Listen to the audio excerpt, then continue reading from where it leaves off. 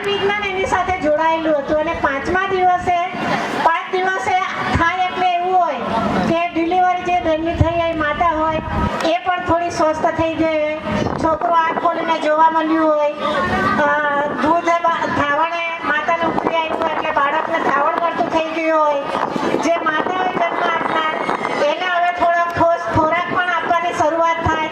તો એ બચરો કરવા માટે કોઈ કે ધાર્મિક જ્ઞાન નહોતું, એના સ્વાસ્થ્ય માટે અને ઘરમાં જે નવા સભ્ય આપણી વચ્ચે જે આવેલો છે એના આનંદ માટે બચરાની પૂજા થતી. એ દિવસથી પછી એને સૂંઠ ગોળ કોપરું વાટીને ખાવાની એની શરૂઆત થતી.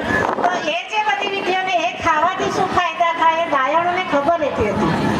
અને એ ગાયણો દ્વારા જ આપણી જે આટલી પેઢીઓ છે એ આ ધરતી પર આવી અને આપણને પેઢી દર પેઢીએ જ્ઞાન આપતી ગઈ.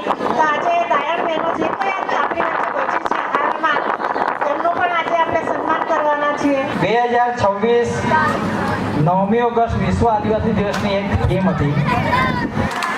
આપણા પૂર્વજો જૂના જમાનામાં જ્યારે કોઈ હોસ્પિટલ નહોતી, આવા કોઈ દવાખાના નહોતા, એ વખતે આપણા ગામની બહેનો એ ડિલિવરી કરાવતી. તમે સામે જોઈ શકો છો વિન્ડ વાયુસ મતલબ ડાયણ.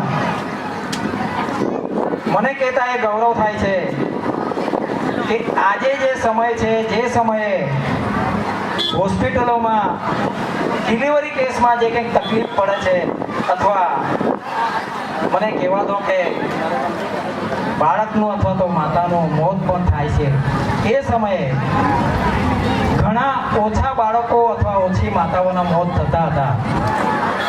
સંયુક્ત રાષ્ટ્ર સંઘે આ વર્ષની થીમ બાબતે એ દાયણનું સન્માનનું નક્કી કર્યું. તો આજે આપણે એ કોઈ કંઈક દાયણનું સન્માન કરીશું. અને ભાઈનો વિનંતી કરીશ કે એ દાયણ મેડમને સ્ટેજ પર લઈ આવે, દાયણ બહેનને, અને એને આપણે સન્માન કરીશું. બહેનો લઈ આવો.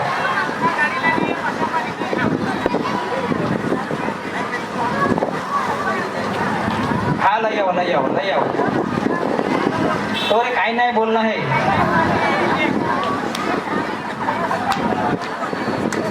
બધા તાળીઓના ગડગડાટથી વધાવજો.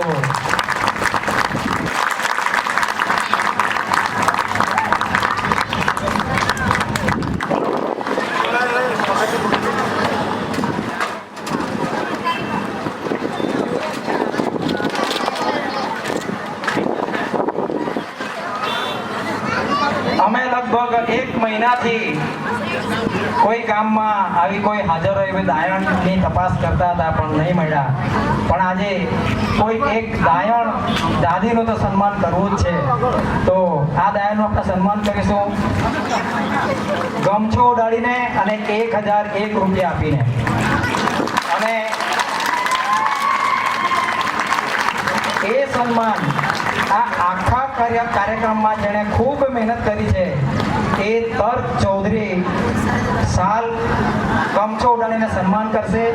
અને હું પોતે 1001 રૂપિયા હું એમને આપીશ. તાળીઓ ચૂકવી જોઈએ નહીં. તાળીઓ ચાલુ રાખો. અને હું નવીનભાઈને વિનંતી કરીશ દાદીશ્રીનું 1001 રૂપિયા આપીને એમનું સન્માન કરવામાં આવે.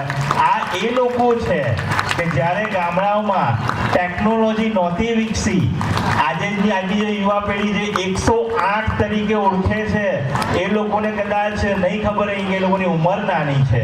પણ જ્યારે અમારો સમય હતો ત્યારે કેવી એમ્બ્યુલન્સ, કેવા પાકા રસ્તાઓ, કેવા મોબાઈલ ને કેવી ગાડીઓ. અને આ સમયે જ્યારે કોઈ આશીર્વાદ સ્વરૂપે કદાચ કહે તો ભગવાન અને ઈશ્વર સ્વરૂપે આવા દાદીઓ હતા, આવા વડીલો હતા અને આપણને મદદ કરતા હતા. અને આપણી સ્ત્રીઓ શું કે સલામત રહેતી હતી. તો જોરદાર તાળીઓ થવી જોઈએ. કારણ કે જે પેઢીઓ જે આગળ જે જીવી રહી છે ને, આજે કદાચ અમે જે ઊભા છીએ એ આવા દાદીશ્રીઓના લીધે જ ઊભા છીએ. બાકી આજના જમાનો અલગ હતો ને એ સમય અલગ હતો. એકવાર જોરદાર તાળીઓ થવી જોઈએ આવા વડીલો માટે. ના ના મિક્સ થયેલા હતા, ભેગા રહેતા હતા. અલગ અલગ સમુદાયની અલગ અલગ ઓળખ, જાતિ તરીકેની ઓળખ ઊભી થઈ અને એક અનુસૂચિમાં આપણને સમાવ્યા. પણ આપણે સૌ એક છીએ. તો એવા જ હવે આપણા ઢોળિયા સમુદાયમાંથી સિંધાઈ ગામથી ધૂળ નૃત્ય લઈને ભાઈઓ અને બહેનો આપણી વચ્ચે આવેલા છે અને ખૂબ ધડાકા ફડાકા હોય છે એમના નૃત્યમાં. સ્ટેપ તૂટી જાય એટલા એમના સ્ટેપ જોરદાર પડતા હોય છે. તો આપણે પહેલા ધૂળ નૃત્ય આપણે નિહાળીશું ઢોળિયા સમુદાયનું.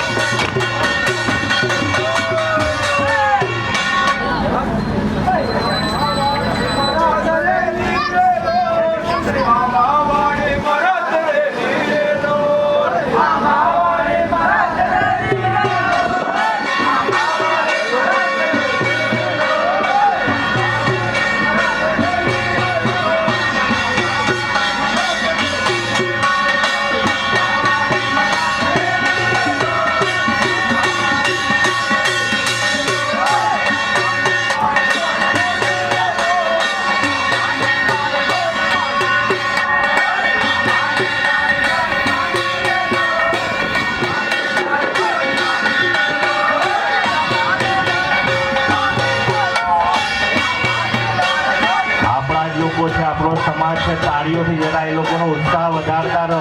જોરદાર તાળીઓ થવી જોઈએ આપણા સમાજના લોકો માટે. હજુ જોરમાં પાછળ ઉભેલા તાળીઓ નહીં પાડતા, જરીક તાળીઓ પાડો.